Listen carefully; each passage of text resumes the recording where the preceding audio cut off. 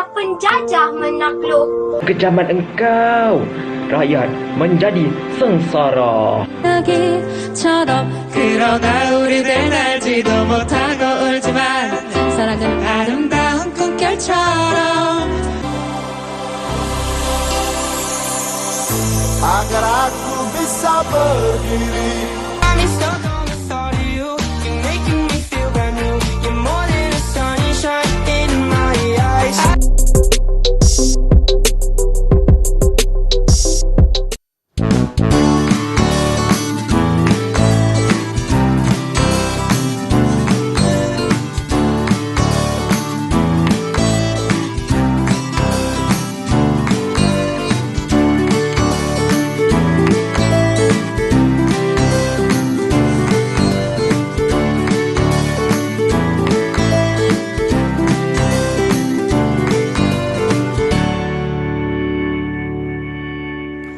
Assalamualaikum warahmatullahi taala wabarakatuh. Saya Azhar Helmi. Anda sedang menyaksikan pentaksiran Bilik Darjah, dan untuk hari ini kita nak teruskan penerokaan kita, pemahaman kita berkenaan dengan pentaksiran Bilik Darjah. Cuma persoalannya, apakah topik yang kita nak bawakan pada hari ini? Untuk hari ini kita akan bersama dengan tetamu istimewa kita. Kita ada Puan Tengku Nur Farizawati Tengku Anwar, Penolong Pengarah Unit Pentaksiran dan Penilaian SVM, Bahagian Pendidikan dan Latihan Teknikal Vocational. Assalamualaikum Puan, apa khabar? Waalaikumsalam, sihat. Sihat Puan? Sihat? Alhamdulillah. Saya tengok Puan nampak ceria, nampak senyum tu, saya rasa bersemangat Puan nak teruskan program kita hari ini. Sama-samalah kita hari Itu ini. dia, insyaAllah. Baik, kita tidak berdua Puan, sebab ada, kalau berdua mesti ada yang ketiga. Kita ada yang ketiga adalah jurubahasa isyarat kita, Cikgu Azliana Masyuri, SK Pendidikan Khas Jalan Batu 8, Jalan Batu B, Wilayah Persekutuan Kuala Lumpur, yang bersama-sama dengan kita sepanjang program ini berlangsung, insya-Allah. Baik Puan, untuk hari ini apa yang kita nak fokuskan dalam pentaksiran Bilik Darjah untuk hari ini Puan? Silakan. Okey, Assalamualaikum. Waalaikumsalam Okey, warahmatullahi. kehadiran saya pada hari ini untuk bersama-sama dengan penonton sekalian, berkongsi tentang tajuk PB dalam mata pelajaran akademik SVM. Baik. Okey, bagi subjek sejarah. Jadi kita nak fokuskan kepada topik kita PB dalam mata pelajaran akademik SVM. Perkhususannya adalah sejarah. Betul. Jadi mungkin kalau boleh Puan terangkan mungkin secara lebih terperinci berkenaan dengan PB itu sendiri, dan mungkin bagaimana orang kata apa, tujuan dan aspeknya Puan untuk topik kita ni. Silakan. Okey, saya teruskan perkongsian saya pada hari ini yang bertajuk PB dalam mata pelajaran akademik SVM bagi subjek sejarah. Baik. Okey, bersama saya Cikgu Kuza yang akan menerangkan tentang pengenalan PB, pelaksanaan PB serta pemakahan dan pelaporan PB. Baik. Okey, seterusnya kita tengok dulu pengenalan kepada PB sejarah SVM. Okey, apa itu PB? Baik. Okey, PB adalah pentaksiran berterusan, okey, yang merupakan satu pentaksiran yang dijalankan di Kolej Vocational secara berterusan, okey, daripada semester 1, 2, 3 dan 4, okey, secara berterusan dan berintegriti. Dan PB juga merupakan suatu pentaksiran yang bersifat holistik dan autentik. Itu untuk PB Puan ya? Betul. Integriti. Dan PB juga merupakan suatu pentaksiran yang bersifat holistik dan autentik. Itu untuk PB Puan ya? Betul. Baik Puan. Okey, tahukah anda berapakah tempoh pengajian bagi program SVM di Kolej Vocational? Okey, tempoh pengajian bagi program SVM di Kolej Vocational adalah selama 2 tahun, di mana murid akan belajar di semester 1, semester 2, semester 3 dan semester 4. Dan setiap satu semester bersamaan dengan 17 minggu PDP. Okey, itu sedikitlah pengenalan bagi PB di Kolej Vocational. Baik. Okey, kemudian kita berikan fokus kepada kurikulum sejarah SVM. Okey, sejarah untuk kurikulum sejarah SVM, okey, memberi penekanan kepada kesepaduan aspek pengetahuan, Baik. kemahiran dan nilai, di mana ianya memberi fokus kepada pengetahuan tentang sejarah Malaysia, pembinaan negara bangsa dan sejarah dunia. Ya. Dan untuk kemahiran, okey, terdapat kemahiran pemikiran sejarah yang diaplikasikan dalam pembelajaran sejarah, di mana murid perlu menguasai kemahiran membuat kronologi, okey, meneroka bukti, membuat interpretasi, membuat imajinasi dan juga membuat rasionalisasi. Oh, okey. Okey, so Baik. ada 5 KPS. Baik. Dan elemen nilai pula adalah gabungan di antara elemen kewarganegaraan dan nilai civic. Okey, kita pergi kepada dokumen pentaksiran. Baik. Okey, di College Vocational, murid ataupun guru akan menggunakan 2 dokumen. Baik. Yang pertama adalah Curriculum Standard College Vocational yang dikenali sebagai KSKV. Okey, yang dibangunkan oleh BPLTV. Baik. Okey, dan mula diguna pakai pada tahun 2020. Manakala buku garis panduan PB dikeluarkan oleh Lembaga Peperiksaan untuk dijadikan rujukan dan Baik. panduan dan mula digunakan pakai pada tahun 2021. Baik, Puan, kalau Puan sebut berkenaan dengan dokumen pentaksiran, saya nampak di sebelah Puan seakan-akan seperti apa yang ada dalam slide. Jadi itu Ya, betul. secara fizikalnya lah, Puan. Betul. Ini adalah secara fizikal dan penuh. Yang saya letakkan dalam slide tu hanyalah dia punya muka depan sahaja. Okey. Jadi semua panduan ada di dalam 2 dokumen inilah. Baik. Okey. Baik, Puan. Seterusnya, kita pergi kepada tujuan PB. PB untuk mengembangkan bakat dan potensi murid ke tahap yang maksimum Ya. dan juga menilai tahap penguasaan murid dalam PDP. Seterusnya, apakah aspek yang dinilai dalam PB? Terdapat 3 aspek yang dinilai dalam PB. Yang pertama adalah kognitif yang merujuk kepada pengetahuan dan kefahaman. Baik. Yang kedua efektif, Ya. merujuk kepada minat dan sikap murid. Dan yang ketiga adalah psikomotor yang merujuk kepada kemahiran dan keterampilan murid. Baik. Jadi 3 aspek ni yang dinilai dalam pentaksiran berterusan ni, Puan. Betul. Baik. Dan seterusnya kita tengok kepada prosedur pembinaan tugasan PB. Baik. Merujuk kepada standard kandungan dan standard pembelajaran dalam KSKV, menilai tugasan mengikut peratus dan wajaran dan menyediakan instrumen mengikut rubrik pentaksiran bagi setiap tugasan. Baik. Seterusnya, Ya. kita lihat kepada wajaran tugasan PB. Ini adalah antara part yang paling penting. Bagi subjek sejarah SVM, terdapat 2 komponen pentaksiran yang akan dinilai dalam di College Vocational, Ya. iaitu pentaksiran berterusan PB dan penilaian akhir PA. Wajaran bagi PB adalah 30%, manakala bagi PA adalah 70%. Baik. Dan gabungan antara PB dan PA akan menjadikan jumlah markah sebanyak 100%. Jadi murid-murid perlu menguasai kedua-dua dah lah. Betul. Dalam PA dan juga PB untuk tadi. melengkapkan satu subjek itu. Baik, Puan. Kemudian kita lihat kepada jenis tugasan PB. Ya. Terbahagi kepada 2, iaitu individu dan berkumpulan. Baik. Bagi tugasan individu, tugasan dilaksanakan secara individu dan pemarkahan diberi secara individu. Manakala untuk tugasan berkumpulan, tugasan akan dilaksanakan oleh murid secara berkumpulan. Baik. Dan pemarkahan diberikan secara individu. Dan kita tengok kepada contoh tugasan individu. Ya. Kita bahagikan dia kepada 3, iaitu karya kreatif, penulisan dan juga bahan berinfografik. Dan saya juga sertakan beberapa contohlah tugasan yang boleh dilaksanakan oleh murid. Baik. Tetapi berdasarkan tugasan yang diberikan oleh guru. Ya. Kemudian kita ada contoh tugasan berkumpulan. Dibahagikan kepada 2, iaitu karya kreatif dan juga penulisan. Baik. Tetapi tugasan ini memang akan dilaksanakan secara berkumpulan.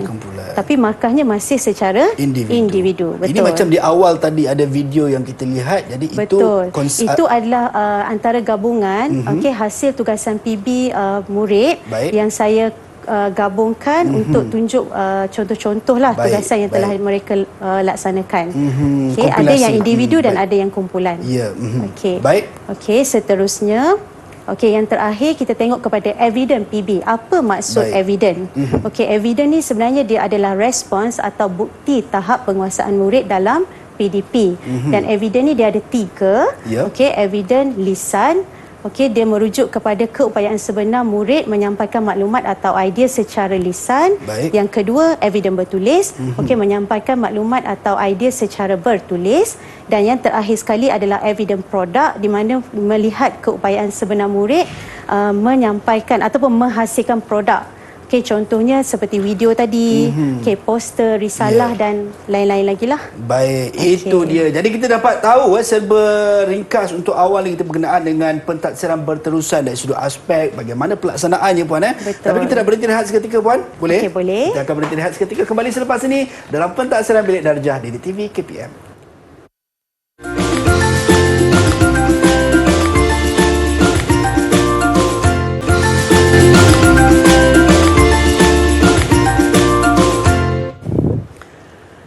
Pentadsiran Bilik Darjah bersama dengan saya Azhar Hilmi. Kita bersama dengan tetamu istimewa kita Puan Tengku Nur Farizawati Tengku Anwar, ataupun lebih popular disebut Puan Kuza. Lebih mesra. Lebih mesra. Tak popular pun. Itu ayat yang lebih tepat. Okey. Ya. Penolong pengarah unit pentadsiran dan penilaian SVM, bahagian pendidikan dan latihan teknikal vocational BPL TV, dan juga kita ada jurubahasa isyarat kita Cikgu Azliana Masyuri daripada SK Pendidikan Khas Jalan Batu B, Wilayah Persekutuan Kuala Lumpur. Baik, kita nak teruskan untuk pentadsiran Bilik Darjah ni berkenaan dengan topik kita PB dalam mata pelajaran akademik SVM sejarah.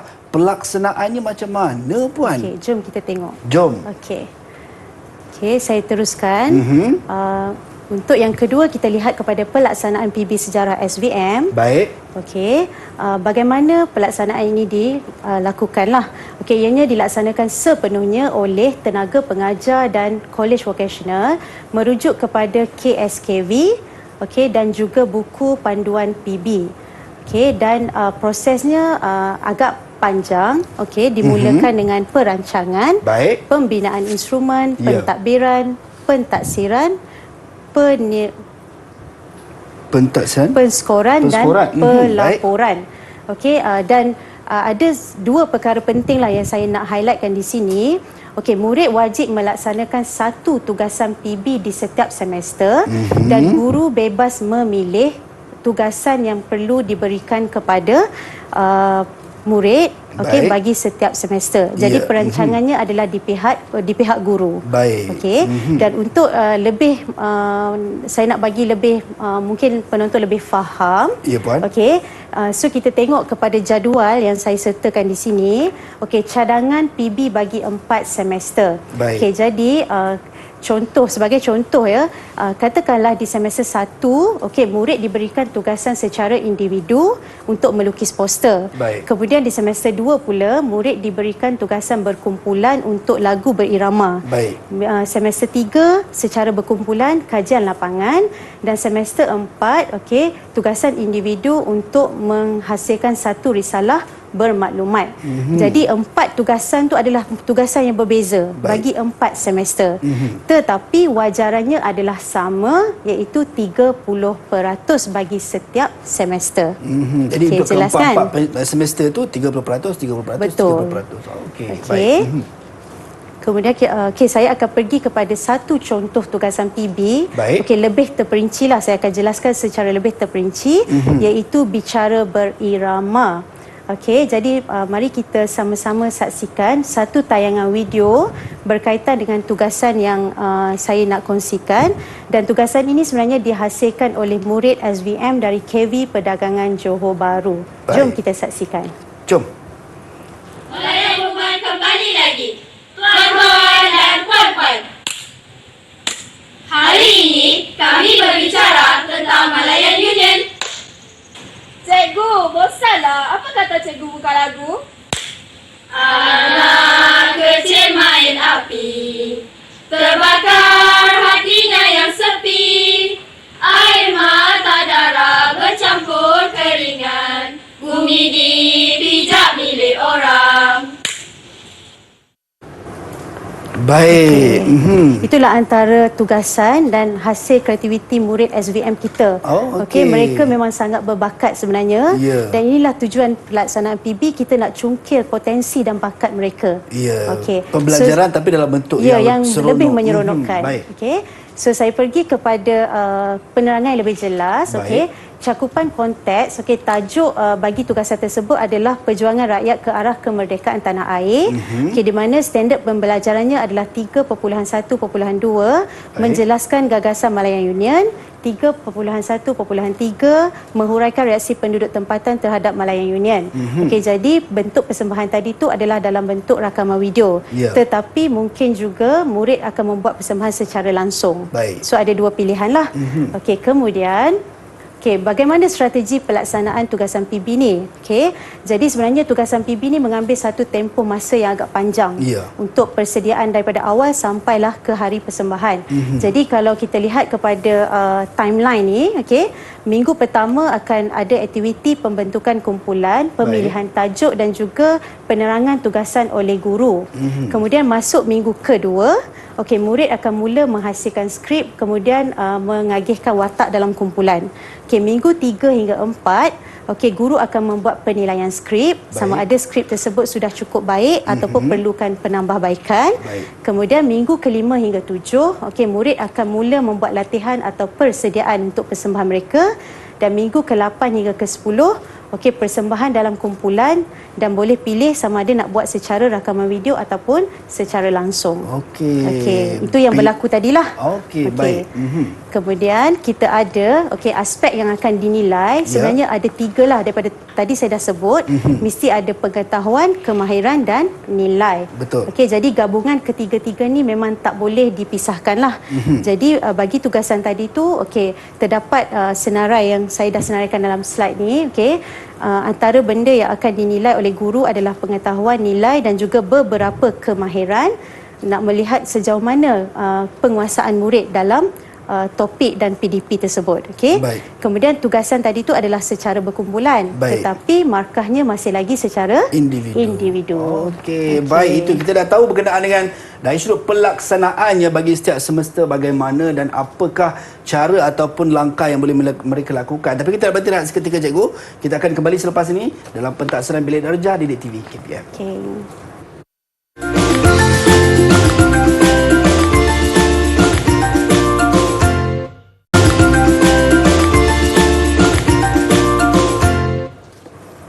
Baik, kembali dalam pentaksiran Bilik Darjah Didik TV KPM bersama dengan saya. Kita masih meneruskan perbincangan kita berkenaan dengan PB ataupun pentaksiran berterusan dalam mata pelajaran akademik SVM, Sijil Vocational Malaysia. Sejarah. Khususnya dalam sejarah. Baik, Puan, tadi kita dah tahu berkenaan dengan pelaksanaannya. Bagaimana pula untuk yang mungkin langkah seterusnya? Mungkin ada langkah selepas pelaksanaannya, pastinya ada satu lagi step yang terakhir, iaitu pemarkahan dan pelaporan. Baik. Jadi saya akan kongsikan bagaimana pemarkahan. Pemarkahan untuk selepas pelaksanaan kita lakukan pelaksanaan PB itulah. Jadi pemarkahan dan pelaporannya, antara kriteria yang akan dinilai berdasarkan video yang saya tunjukkan tadi. Jadi ada 4 kriteria sebenarnya ataupun 4 aspek yang akan dinilai. Yang pertama adalah kandungan skrip. Jadi guru akan menilai sejauh mana skrip yang dihasilkan oleh murid, persembahan, penghayatan dan juga komitmen murid. Komitmen ini dia akan merujuk kepada kesungguhan, kerjasama, keaslian skrip dan juga ketepatan masa. Jadi skor bagi setiap aspek tu dia ada skor yang tersendiri. Tapi jumlah keseluruhan skor adalah sebanyak 50 markah. Tetapi markah tugasan PB yang akan dihantar ke lembaga peperiksaan, sebab kita masih lagi link dengan lembaga peperiksaan. Jadi markah ni akan dihantar ke LP. Jumlah markahnya adalah 100%. Kemudian kita tengok kepada rubrik pemarkahan. Skala yang digunakan adalah lemah, sederhana dan baik. Jadi secara lebih terperinci, dalam jadual ni kita boleh nampak ada aspek kandungan skrip, Okey, di mana di situ guru akan menilai berdasarkan skala markah yang telah ditetapkan. Ya. Jadi sekiranya murid layak mendapat 10 markah, maksudnya dia telah menghasilkan satu skrip yang sangat kreatif, lengkap dan bertepatan dengan tajuk lah. Baik. Okey. Kemudian dari sudut persembahan pula, sekiranya persembahan itu sangat jelas dan menarik, jadi murid akan mendapat markah yang tinggi lah. Kemudian kita lihat kepada penghayatan. Okey, di sini penghayatan pun penting. Ya. So sekiranya murid dapat menghayati watak yang dibawa dengan berkesan, Ya. okey, dan sangat sesuai dengan nilai yang ditunjukkan, jadi dia boleh dapat markah yang tinggi jugalah. Jadi dalam skala baik. Kemudian yang terakhir, Ya. okay, kita ada komitmen. So guru akan menilai kesungguhan murid, kerjasama dalam kumpulan, Baik. keaslian skrip. Keaslian di sini maksudnya merujuk kepada tulen atau asli atau tidak. Ya. Maksudnya dia tidak diciplak ataupun ditiru daripada sumber-sumber yang lain lah. Okey, kemudian kita ada ketepatan masa. Maksudnya dalam masa tempoh 10 minggu sekiranya ada perjumpaan dengan guru ataupun perlu menghantar tugasan, jadi murid dapat melaksanakan tugasannya dengan baik. Baik. So dia layak mendapat markah yang baiklah. Baik. Kalau skala kita yang tengok baik. tadi antara kesemua dalam rubrik pentaksiran ini, persembahan dan penghayatan skornya adalah yang paling tinggi, Puan. Betul. 14 markah. Sebab tujuannya kita nak membezakan PB ni dengan PA. Kalau Okey. PA ni dia lebih kepada kognitif, Baik. tapi PB adalah lebih kepada amalan, penghayatan. Jadi macam mana dia nak mengekspresi Baik. apa yang dia faham dalam bentuk persembahan. Baik, Okey. baik. Jadi markahnya adalah 50 markah dan wajarannya adalah 30%. Itu yang Baik. memang kita kena ingat lah. Ya. Okey, kemudian selepas rubrik pentaksiran, pemarkahan ni, guru akan merekod markah tugasan PB murid ke dalam satu borang yang kita panggil sebagai borang pemarkahan individu. Baik. Sebab setiap murid akan dapat markah individu. Jadi dalam maklumat, dalam borang tersebut ada beberapa maklumat. Nama murid, nombor kad pengenalan, program, nama pentaksir, tanda tangan dan juga tarikh. Ya. Okey. So ini adalah contoh borang pemarkahan individu yang akan diisi oleh guru pentaksir. Baik. Okey, jadi setiap murid akan dapat satu lah. Okey. Dan yang penting, untuk pelaporan, pelaporan PB murid direkod dalam satu lagi rekod yang kita panggil sebagai rekod pentaksiran akademik. Ya. RPA, dan RPA yang telah lengkap diisi dan disahkan yang telah disimpan dalam fail evidence PB. Dekat College Vocational memang ada satu fail Baik. untuk menyimpan evidence PB. Baik. Dan kemudiannya evidence PB pula disimpan di tempat yang selamat dan sistematik. So evidence PB yang saya bawa pada hari ini adalah dalam bentuk produk. Jadi kalau di sebelah saya ni ada poster. Baik. Dan juga ada satu risalah bermaklumat lah. Okey. So yang ni adalah hasil kreativiti daripada murid SVM di College Vocational. So pada Azhar pun adalah satu risalah bermaklumat juga. Baik. Jadi ini memang kita anggap sebagai satu tugasan yang asli lah. Sebab idea daripada mereka sendiri. Dan mereka zahirkan dalam bentuk satu risalah ataupun satu poster. Baik, jadi pemarkahannya adalah seperti mana yang disebut tadi dalam rubrik tadilah, Puan. Betul. Baik, okey, ini adalah bentuk risalah bermaklumat yang Puan sebut tadi. Betul. Okey, cantik je dia buat. Okey, Cantik. baik Puan, seterusnya Puan. Okey, dan yang terakhir sekali, saya rasa mungkin adalah dalam kalangan penonton, Baik. ni contoh RPA kita Ya. yang diguna pakai di College Vocational. Tapi RPA ni digunakan, dikeluarkan oleh lembaga peperiksaan. Ya. Tetapi setiap KV akan menggunakan logo masing-masing lah. Baik. Yang contoh saya bagi di sini adalah KV Port Dickson. Jadi mereka akan gunakan logo mereka lah. Baik. Dan ada beberapa maklumat yang perlu diisi oleh guru untuk melengkapkan rekod murid tersebut. Baik. Dan yang terakhir sekali, saya ingin menyentuh sedikit tentang penyetaraan sejarah SVM dengan sejarah SPM. Baik. Mungkin ada ramai ibu bapa yang tertanya-tanya, Ya. anak kami ni belajar di KV sama tak dengan yang belajar di sekolah menengah harian biasa Baik. ataupun SBP atau MRSM. Ya. Jadi sebenarnya sejarah 1251 SVM ni telah pun disetarakan dengan lulus sejarah 1249 SPM. Baik. Cuma bezanya murid di KV dia mengambil 4 semester. dan mereka perlu menduduki peperiksaan sebanyak 4 kali. Okey. Semester 1, 2, Ya. 3 dan 4. Ya. Tetapi untuk arus perdana dia hanya periksa sekali sahaja. sahaja. Okey. Dan untuk menduduki peperiksaan sejarah 1251, okey, murid di KV perlu menduduki dulu peperiksaan di semester 1, 2 dan 3. Maksudnya prasyaratnya mesti mesti menduduki dulu peperiksaan di semester 1, 2 dan 3, Ya. barulah layak untuk menduduki peperiksaan di semester 4. 4. Okey. Okey. Dan keempat-empat semester tu pun ada PB dia, dan setiap PB tu ada satu tugasan yang Baik. perlu dilengkapkan. Okey, membawa wajaran sebanyak 30 markah. Ya. Kemudian untuk PA sebanyak 70%. Peratus. Okey. Untuk ke setiap semester tu puan Ya, betul.